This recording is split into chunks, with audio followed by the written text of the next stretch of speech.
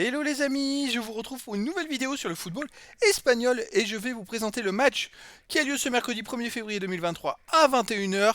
Betis Séville contre Barcelone. Alors Betis Séville c'est le 6ème de Liga qui reçoit Barcelone le premier et donc c'est un match qui compte pour la 17e journée du championnat d'Espagne. Et donc je vais revenir sur les classements des deux équipes en Liga. On va voir aussi les meilleurs buteurs et passeurs de ces deux équipes. On va voir également tous les résultats de ces deux équipes sur les 10 derniers matchs, ça permettra un peu de voir la forme du moment. Et on verra au final les compos d'équipes probables avec les tactiques. Bon, ça c'est encore une supposition parce que tout peut évoluer d'ici le début du match. Mais déjà alors, Betis Séville est donc 6ème de Liga avec 31 points en 18 matchs, 9 victoires, 4 nuls, 5 défaites, 20 buts pour, 14 contre plus 6 de goal average. Donc effectivement, s'ils gagnent, ils passeraient Villarreal. S'ils font match nul ou s'ils gagnent, ils dépassent Villarreal. Après, pour dépasser l'Atlético de Madrid, il faudrait gagner plus de 6 buts contre Barcelone. Ça va être compliqué. Barcelone est donc premier avec 5 points d'avance en championnat sur le Real Madrid. Ils ont 47 points en 18 matchs, 15 victoires, 2 nuls, seulement une défaite à Madrid. 37 buts pour, 6 contre, plus 31 de goal average. Et je crois qu'à Madrid, ils ont perdu 3-1. Donc vous voyez, ça veut dire que dans les 17 autres matchs, ils ont pris que 3 buts.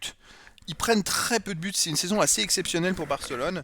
Et une première place bien méritée.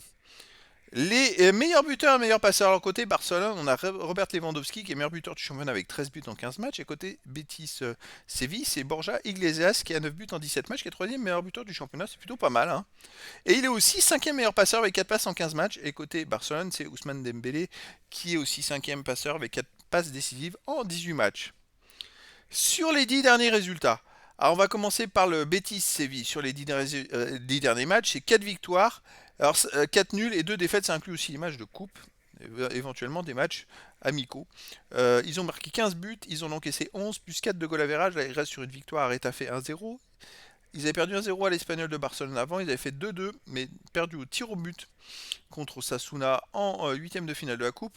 Quelques jours avant, ils avaient fait 2-2 déjà contre Barcelone, mais c'était en Super Coupe et c'était sur ce terrain neutre et ils avaient perdu au tir au but. Donc déjà, il y avait eu un 2-2 entre les deux équipes, un match assez serré.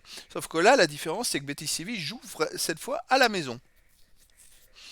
Et c'est vrai qu'à la maison, il faut remonter au 3 novembre dernier pour voir un match contre Helsinki en Coupe d'Europe gagner 3-0. Sinon, les victoires à la maison, il n'y en a pas.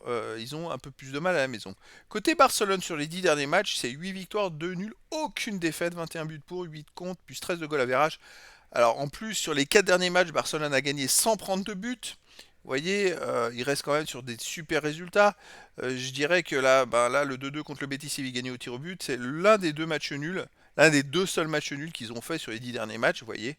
Et le match contre l'Espagnol Barcelone où il y avait eu un partout. Donc il y a déjà un antécédent entre ces deux équipes, puisqu'ils ont fait match nul il n'y a pas si longtemps que ça, mais par contre sur terrain neutre.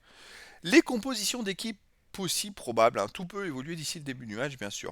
Pour côté Betis Séville, gardien Silva, défense Sabali, Pezela, Felipe, Miranda, milieu défensif Carvalho et Rodriguez, milieu offensif et ailier Enrique, Canales, Fekir, attaquant Iglesias, donc c'est du 4-2-3-1. Côté Barcelone, alors on a le retour de Robert Lewandowski, a priori, qui avait été suspendu, je crois, 3 matchs de suite. Donc gardien Stegen, défense Baldé, Christensen, Arrojo, Koundé, milieu de terrain Pedri, Busquets, De Jong.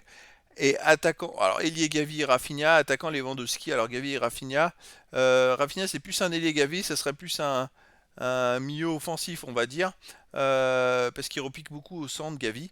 Donc ouais, on va rester sur du 4-3-3, mais en fait c'est assez modulable suivant les situations de jeu. Alors c'est difficile à dire si Barcelone est favori ou pas. Dans cette rencontre, Betis Séville est à domicile et c'est une équipe qui ne convient pas forcément à Barcelone. Donc ça serait pas étonnant ce match puisse sortir un match nul, surtout que Barcelone dernièrement ils gagnent des matchs mais difficilement. Alors, ils prennent pas de but, hein. Ils gagnent 1-0 ou d'un but, mais voilà, c'est vraiment difficile. Donc à voir pour cette rencontre. En tout cas, je vous donne rendez-vous les amis ce mercredi 1er février 2023 à 21 h pour le match de la 17e journée du championnat d'Espagne, donc de Liga. Betis Séville, le 6e, reçoit le FC Barcelone, le premier. Voilà les amis, je vous dis à très bientôt pour une nouvelle vidéo.